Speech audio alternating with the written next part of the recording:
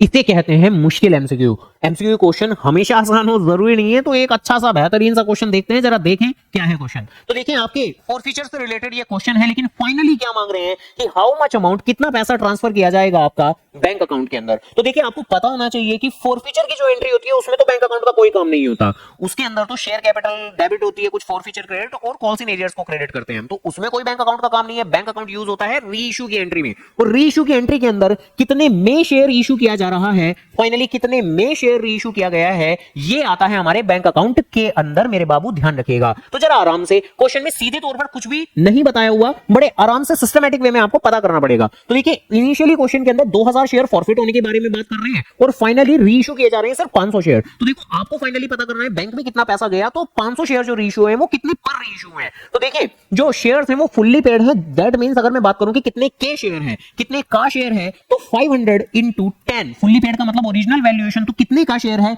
10 रुपए का शेयर है। तो मेरे बाबू बड़ा आसान सी बात है कि 5000 का शेयर है, लेकिन कितने में री इशू किया गया, तो ये पता करने के लिए तो आपको अगर री इशू पे कोई नुकसान हुआ है तो उसको माइनस करना पड़ेगा। अब ये लॉस आपको सीधे सीधे नहीं दिया हुआ, ये लॉस पता करने के लिए आपको बेसिकली जो एक अमाउंट दी हुई है क्या कि 750 was transfer to capital reserve, तो इस लाइन का यूज करना पड़ेगा, जहां हम जानते हैं बहुत अच्छे से कि कैपिटल रिजर्व की अमाउंट कैसे निकलती है। फॉरफीचर के वक्त जितना भी प्रॉफिट होता है, फॉरफीचर के वक्त जितना ही प्रॉफिट होता है उसमें से लॉस को माइनस करके आपका कैपिटल रिजर्व निकल के आता है, जहां हम लोग बहुत अच्छे से जानते हैं क्या कि कैपिटल रिजर्व की अमाउंट तो मेरी 750 रुपए है, 750 रुपए है। और अगर मैं प्रॉफिट की बात करूं कि प्रॉफिट कितना हुआ है, वो भी फॉरफीचर के वक्त, तो फॉरफीचर के वक्त उतना प्रॉफिट होता है जितना शेयर होल्डर पे कर चुका होता है। अगर मैं क्वेश्चन की इनिशियली कहानी बयां करूं तो 10 रुपए का शेयर है, 7 रुपए कॉल किए गए हैं, जिसमें से 4 रुपए की एक कॉल और 2 रुपए की एक कॉल, बट वो जो 4 रुपए की एक कॉल है उसमें प्रीमियम भी है, तो इसलिए प्रीमियम को तो हमें हटा देना है। तो 7 रुपए की फेस वैल्यू में से एक तो ये 2 रुपए की कॉल है, मैंने प्रीमियम हटा दिया, तो 2 रुपए की कॉल है फेस वैल्यू, और 2 रुपए की फर्स्ट कॉल है, तो वो पे नहीं की गई। यानी कि कह सकते हैं कि 7 में से 2 और 2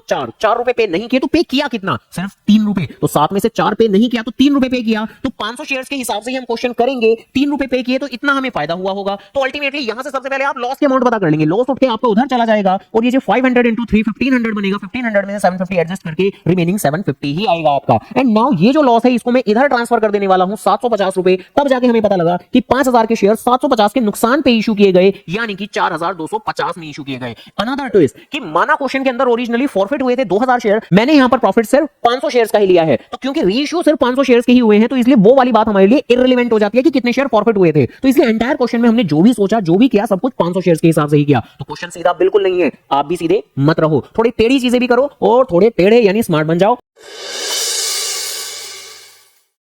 तो करना, करो ना भाई, क्यों नहीं कर रहे।